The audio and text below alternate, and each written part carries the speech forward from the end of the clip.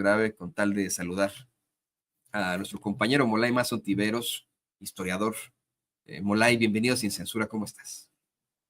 Hola, hola, buenos días, querido Toño, querido equipo de Sin Censura y a toda la raza que nos sigue en las redes sociales. Un saludo, es un placer estar esta mañanita con ustedes. Es un placer también tenerte un lunes más aquí para empezar la semana con fuerza y pues para pues, platicar de todo este tipo de situaciones. Ahí. Para empezar, ¿qué te parece? ¿Qué te parece lo que acabas de ver este video? Que es uno de tantos que pululan en estos momentos en redes sociales de personas con sus playeras de Trump, sus gorros de Make America Great Again, estos gorros Sí. maja, o pues agrediendo, ¿no? A la gente, sintiéndose con el derecho de decirnos, por ejemplo, a nosotros, los que ellos creen que son mexicanos, ¿no? Pero de decirnos beaners, de hacer el saludo nazi. ¿Qué opinas, Mola? ¿Qué opinas de esto? Pues es el trompismo cultural, ¿no? Esa es la parte más peligrosa y más agresiva del proceso por el que está pasando Estados Unidos. El personaje, pues, a leguas se nota un personaje así, el clásico macho, ¿no? Macho, violento, gritón, la mujer atrás de él todo el tiempo, nunca dijo nada. O sea, la compañera que está con él también se ve que no se la pasa demasiado bien, ¿no? Exacto. Y muy agresivo, o sea, un- digo, no quiero sonar como con un lenguaje de discriminación, pero pues se nota un sobrepeso en el señor, la cara enrojecida, se nota una muy mala alimentación, ¿no? Entonces es justamente ese trompista que sigue a Trump y que consume la basura que le da las empresas dominantes en Estados Unidos, traga basura, no creo que lea nada, pero si lee basura, ve basura en redes sociales, ve basura en televisión, sigue la basura por la radio, ¿no? Está totalmente formado a la manera de el fascismo de la posmodernidad, ¿no? Que en Estados Unidos se expresa como el trumpismo. Y cuando gana Donald Trump, cuando el discurso de odio, cuando esos discursos racistas, esos discursos machistas, cuando la impunidad, porque además Trump es un símbolo de la impunidad, eh, triunfa un proceso electoral y es legitimado por un voto popular, pues los discursos de odio y esas posiciones agresivas y esa impunidad frente a la agresión en contra de un ser humano que consideras inferior, pues sale, ¿no? Sale. También lo vivimos la vez pasada que ganó Trump también, a Hillary Clinton, también empezaron a expresarse con mayor violencia, con mayor beligerancia los discursos de odio, la agresión en contra de las personas racializadas, ¿no? Y pues eso es lo que nos va a tocar estar viendo un buen rato, ¿no? Y como dices tú, yo creo que eso es lo correcto, es organizarse, desarrollar un discurso crítico, que se pueda masificar un discurso crítico a estas expresiones y a cómo se vinculan directamente con el presidente Trump, ¿no? Y a organizar una base social capaz de disputar una reforma al Estado gringo que permita la participación de los ciudadanos en la política, ¿no? Y eso quiere decir que el Estado tiene que financiar los procesos políticos. No puede ser que la política esté privatizada y que solo los grandes magnates puedan participar, solo con 20 millones de dólares o 20.000 millones de dólares, ¿no? O cientos de miles de millones de dólares, solo así puedas participar en política, ¿no? Porque de esa forma pues, se blinda el Estado contra todos los pobres, contra el mundo del trabajo, contra todas las masas populares que no pueden hacer política, no pueden representar a su país, porque siempre está todo disputándose entre los dos partidos de la oligarquía que no tienen ninguna propuesta. A mí me llama mucho la atención, se me hace muy interesante que Trump no tuvo más votos de los que ha tenido en años pasados, ¿no? Es decir, tuvo menos votos y el Partido Demócrata tuvo 13 millones de votos menos de los que tuvo la elección pasada, ¿no? Entonces, más que Trump haya ganado, el Partido Demócrata se desfundó, ¿no? Es más una derrota del Partido Demócrata, una derrota histórica, de gente que no votó y de gente que se fue a votar por Trump o que votó por la propuesta del verde, pero no, Trump no supera sus máximos históricos, es decir, no crece su electorado necesariamente, pero el Partido Demócrata sí es absolutamente desfundado, ¿no?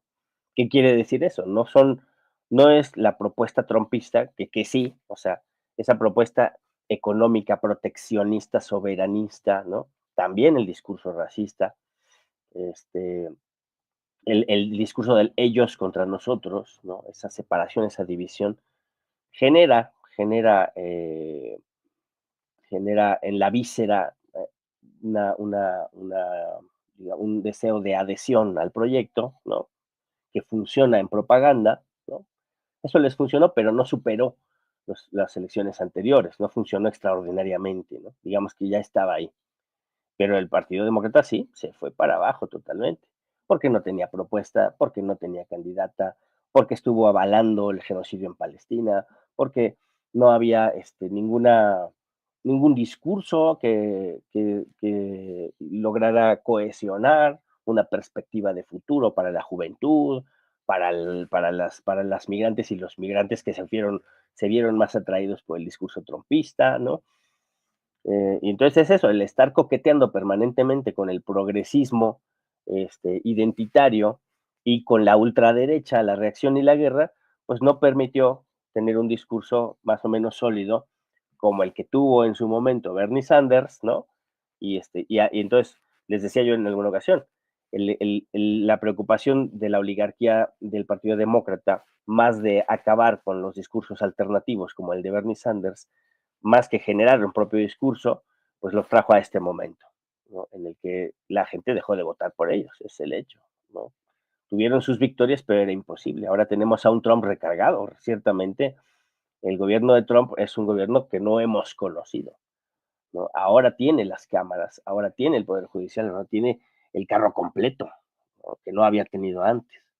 Y es cuando más se va a necesitar una resistencia popular organizada, movilizada y un apoyo desde México, un apoyo del gobierno de México, un apoyo del pueblo de México hacia el pueblo de México allá, ¿no? Y hacia los migrantes, ¿no? Con base en la fraternidad universal y con base en los derechos humanos como reconocimiento de la dignidad infinita de las personas en todo el planeta, nos tenemos que solidarizar mucho con nuestros hermanos en Estados Unidos, ¿no? Ya sea para resistir estos 4 años que van a ser tremendos, o para dar una lucha de mayor alcance, según lo exija la movilización del pueblo en Estados Unidos, porque eso va a ser fundamental. Va a ser fundamental que el pueblo se movilice, que defienda sus derechos frente a esta reacción tan bruta y tan burda que estamos viendo ahorita discursivamente, pero que la conocemos bien también por parte de los demócratas, ¿no? Y se está, se nos presenta ahora de manera muy agresiva y burda, ¿no? Pues ese sería un primer comentario a la luz de estos últimos acontecimientos. Yo quiero aportar lo que comentas, que efectivamente se reporta que en 2020 Donald Trump obtuvo 74 millones de votos, mientras que Joe Biden obtuvo 81 millones de votos en 2020, ¿no? Del voto popular, no del voto electoral, vamos a ponerlo en voto popular. Y en este 2024, mire, de 74 disminuyó a 72 millones la gente que votó por Donald Trump. Entonces, 2 millones de personas menos votaron por Donald Trump. Sin embargo, de los 81 millones que votaron en 2020 por Joe Biden, solo 68 millones votaron por Kamala Harris. ¿No? Imagínense, es una cosa eh, muy, como bien dice Molay, a considerar en cuanto si queremos hablar de esta resistencia organizada. Efectivamente, mucha gente votó por la doctora Jill Stein, mucha gente no votó o simplemente dejó la casilla en blanco en señal de protesta, por ejemplo, por el genocidio en la Franja de Gaza y el apoyo que ambos candidatos le dieron, ¿no? Ahora el presidente electo Donald Trump que le da, ¿no? Absolutamente. Y la vicepresidenta Kamala Harris que le ha dado y le seguirá dando durante el resto de su mandato. Esa es la realidad, pero efectivamente tenemos que pensar a futuro, tenemos que empezar a pensar en esa resistencia organizada, siempre con todas las de la ley. Y yo le insisto a usted, somos tantos acá en Estados Unidos que, y vamos, producimos tanto en materia económica que definitivamente podríamos tener una fuerza durísima en Washington en cuanto al cabildeo, en cuanto a representación. si los cubanos exiliados, que bueno, pues ya tienen esta fama, ¿no? De cómo son, consiguieron tener gran presencia en Washington, ¿por qué nosotros no? Usted se ha preguntado por qué durante estas últimas décadas, estos ya muchísimos años, se mantiene el embargo, el bloqueo a Cuba. Bueno, pues es por el gran cabildeo que tienen esos cubanos exiliados todavía ahí en Washington. Ya todo el mundo sabe que es una situación anacrónica ahí de la era macartista, ya no pega ni nada, ¿no? Pero se debe a que ellos sí están muy bien organizados, a que ellos sí tienen gran representación. ¿Y nosotros cuándo? Vamos a seguir teniendo ahí a puro politiquero chistosón ahí que sobreexplota nuestros clichés y estereotipos. Hombre, hay que, como dice Molay, organizarnos como ya lo hizo el pueblo de México, eh, del otro lado de la frontera, ¿no? ¿Quién lo diría, no? De este lado, el problemón en el que nos estamos metiendo, y del otro lado, allá en México, donde está Molay, podemos hablar, sí, de la victoria del pueblo, eh, de la victoria del pueblo en cuanto a pues la consolidación del segundo piso de la cuarta transformación, de las reformas estructurales que verdaderamente son en pro del pueblo de México y con tal de pues contrarrestar la porquería a la que nos llevaron esos gobiernos neoliberales. ¿Qué nos puedes decir sobre esto, querido Moray? Sí, a mí se me hace eso muy, muy importante. El domingo, salud, salud, salud. Gracias, Este domingo, disculpa, ofrezco no, no, disculpas. Un no. catarro de esos, pero buenos, buenos. Sí. Sí, así estamos. Yo también ando así, todo medio enfermillo. Sí, este domingo que pasó ayer, hubo una celebración en las plazas, en varias plazas públicas de México. Se reunieron simpatizantes, militantes, ciudadanía en general, que ha participado, ¿no?, en este proceso de la cuarta transformación, de acompañar al presidente Andrés Manuel López Obrador, de impulsar la candidatura de Claudia Sheinbaum, de apoyar el Plan C, ¿no? Ha sido todo esto un proceso muy, muy interesante, muy complejo. Y ayer se celebró una etapa muy importante, el cierre de una etapa muy importante que culmina con la votación justo, ¿no? Con estos últimos acontecimientos que vimos de la votación de la Suprema Corte de Justicia, donde se intentó hacer una chicanería brutal, ¿no? Ahí con esto de que se podía frenar la voluntad popular con solo 6 votos de los magistrados, pero no pasó eso. O sea, afortunadamente cupo la cordura, cupo la racionalidad y digamos, en términos constitucionales, legales, ya no existe ningún recurso. No existía, ¿no? No existía ningún recurso que pudiera frenar la Constitución, que ya era letra constitucional, ¿no? La nueva ley judicial, pero pues había este intento de chicanerías por parte de algunos magistrados de la Suprema Corte de Justicia. Finalmente eso se logró echar atrás, ¿no? Los mismos magistrados como Pérez Dayán entendieron la situación en la que ellos no solo, no es que estuvieran metiendo al país en una crisis constitucional como algunos dicen, ¿no? Sino más bien que ellos, ya enlodados, ya metidos hasta las manitas en la mierda, se estaban hundiendo más, ¿no? Y que representaba una intentona de golpe de Estado institucional, ¿no? Hacer ese tipo de chicanerías, ¿no? Y era desconocer, ¿no?, lo que estaba haciendo la Suprema Corte de Justicia.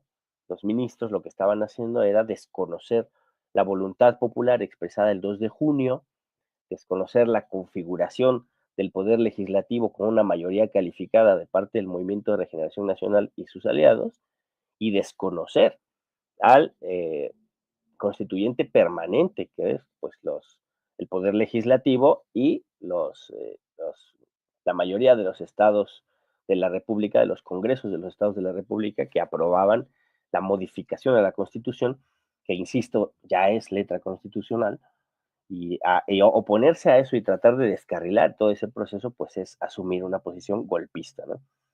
Por eso, por eso estos ministros de la Suprema Corte de Justicia, el PRIAN, no son otra cosa que una pandilla golpista, ¿no? Desde que empezó el gobierno de Andrés Manuel López Obrador a la fecha, no han podido superar su situación de ser una pandilla golpista testimonial, que no tiene propuesta, que no tiene alternativa, que no ofrece nada. Es como el Partido Demócrata de Estados Unidos, no tiene nada que ofrecer a las y los mexicanos. Cuando ha gobernado lo ha hecho con las patas y ha traicionado al país una y otra vez.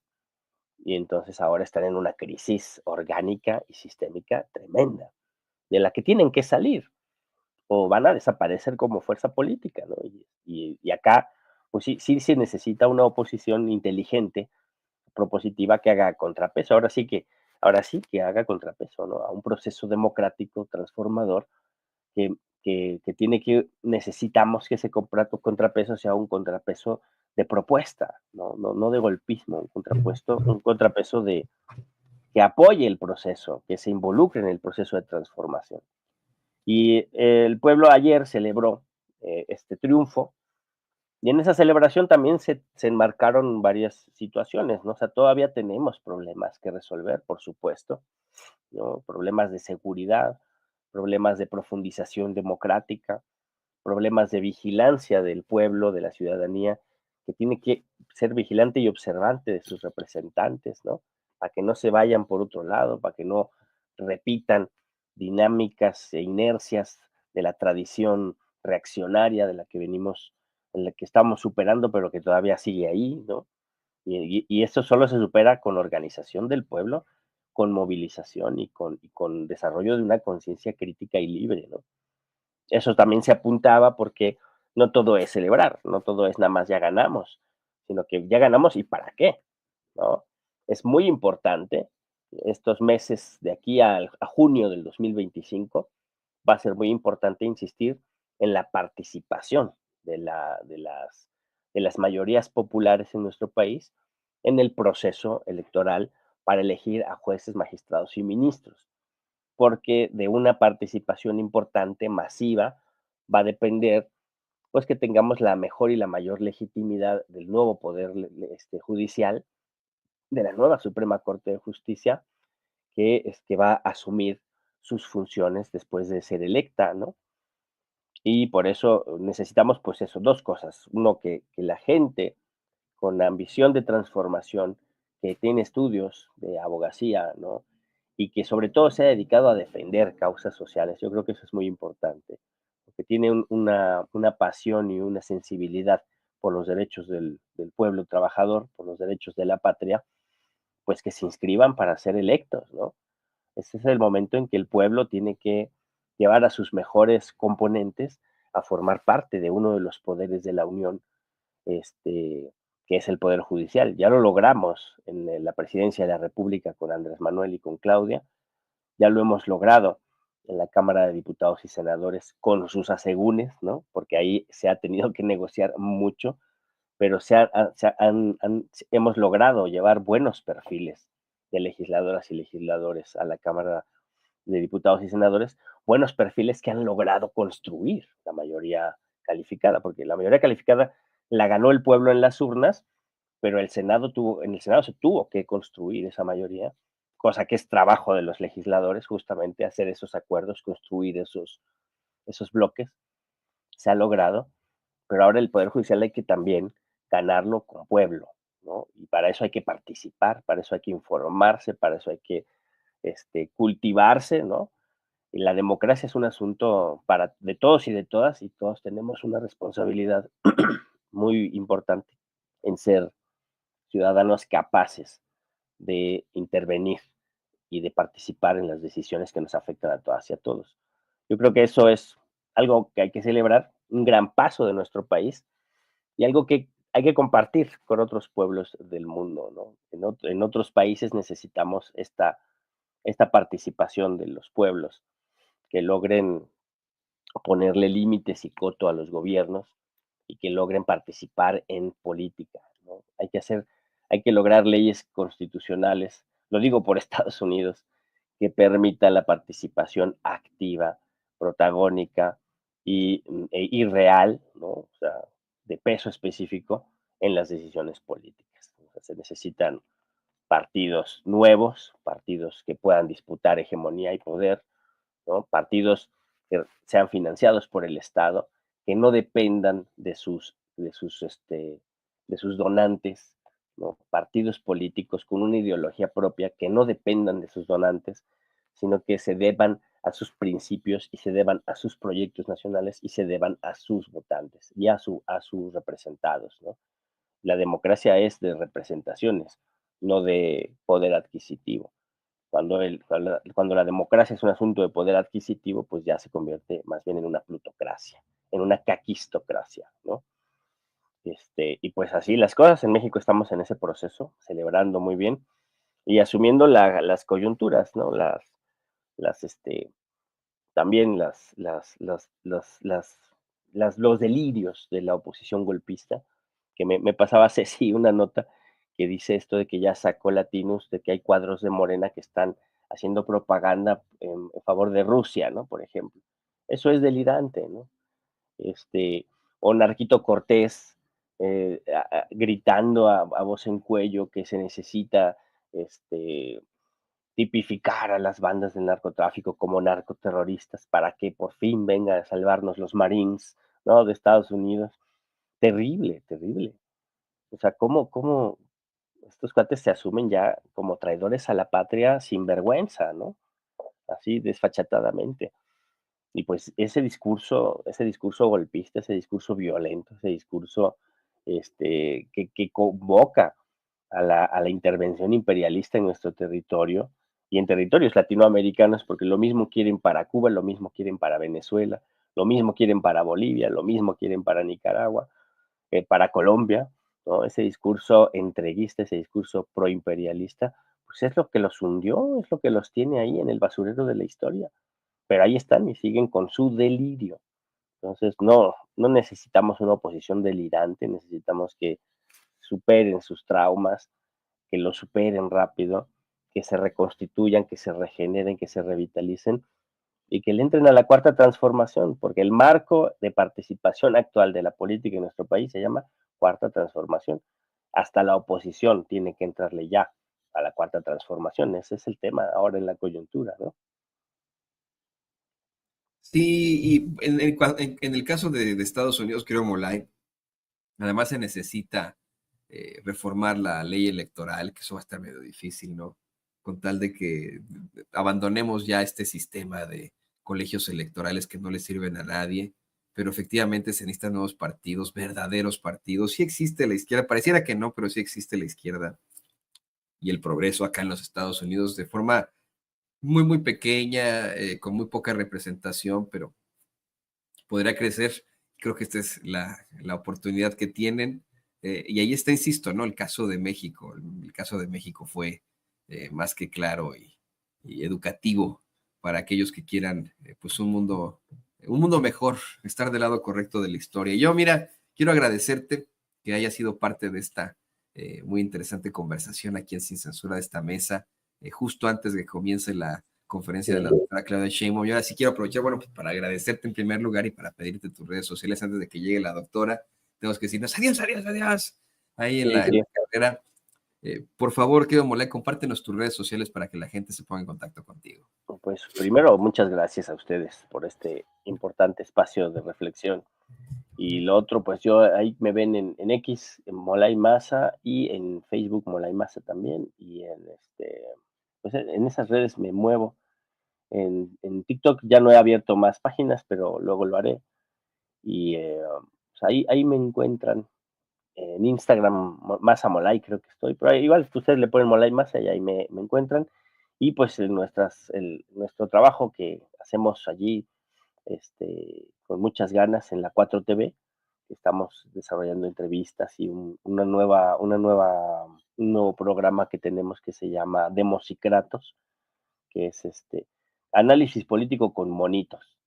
Está muy, muy, muy interesante, lo estamos desarrollando, ya estamos en el tercer capítulo, entonces ahí se los recomiendo mucho que le busquen Demosicratos en la 4TV y la transmisión de la 4TV, que son las noticias del movimiento, ¿no?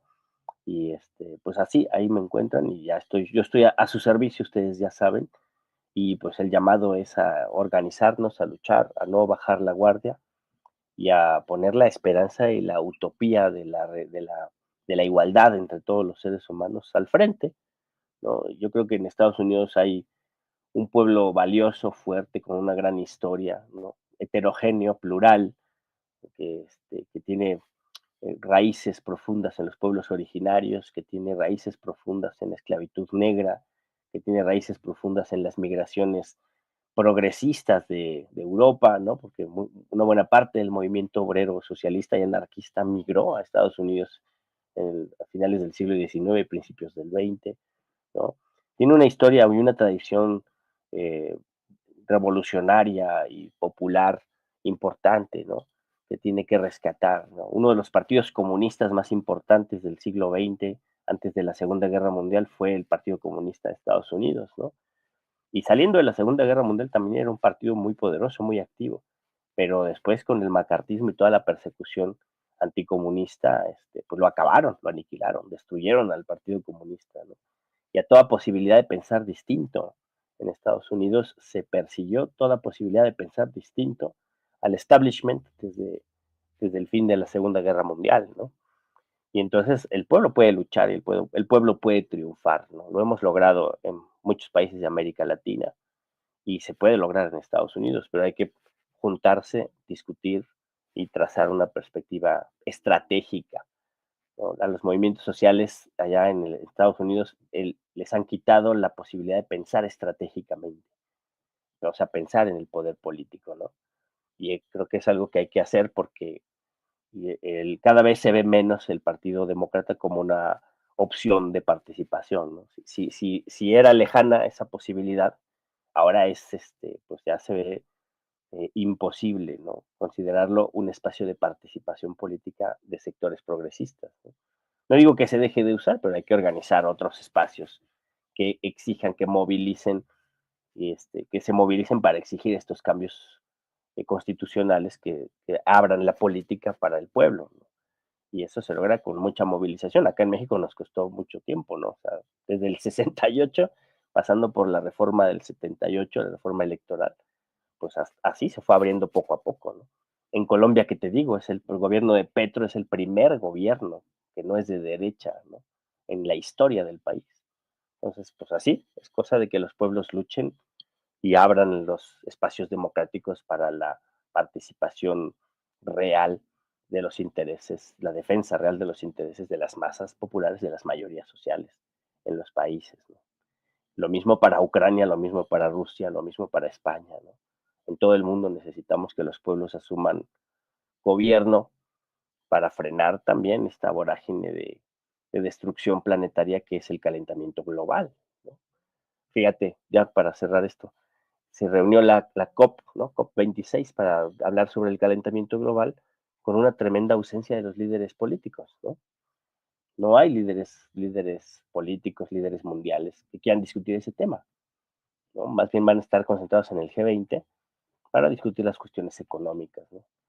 Y por supuesto hay que participar, pero en el G20 creo que México va a ser el único que va a llevar una agenda social, ¿no? El único que va a insistir en que hay que democratizar países, que hay que impulsar la igualdad, que por lo menos el 1% que le dedican al gasto militar pues, se lo metan a sacar a pueblos del hambre, ¿no? A la redistribución de la riqueza.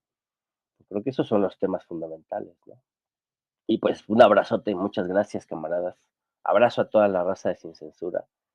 Y pues mucha suerte y mucha solidaridad para nuestros compañeros que se las van a ver duras en esta siguiente etapa con el gobierno de, como dices tú, el orangután naranja. Sí, y yo me quedo con esto que nos dices, el pueblo puede luchar y el pueblo puede triunfar y por supuesto que recibimos de brazos abiertos tu abrazo, tu solidaridad, querido Molay, y seguiremos en la lucha. Claro. Ahí está siempre la fuerza de la gente que saca adelante este país. Pues el querido Molay Maza Ontiveros, gran historiador, gran compañero, gran colega aquí en Sin Censura. Muchas gracias, Molay. Gracias a ustedes. Hoy se nos fue por ahí. Me lo quitó don David, todavía estaba terminando de despedirse, perdón. No, abrazos, abrazos. Muchas Muchas gracias. gracias. David, ¿qué pasó, amigo? Bueno, ahí está, muchas gracias al querido Molay. A don David, ya luego, ya estoy, ya, así es mi productor David el Grande, pero pues ya sabe que queremos mucho aquí a don David también. Y y andamos ahí en la locura. Efectivamente, estamos por comenzar ya la conferencia de prensa mañanera del pueblo.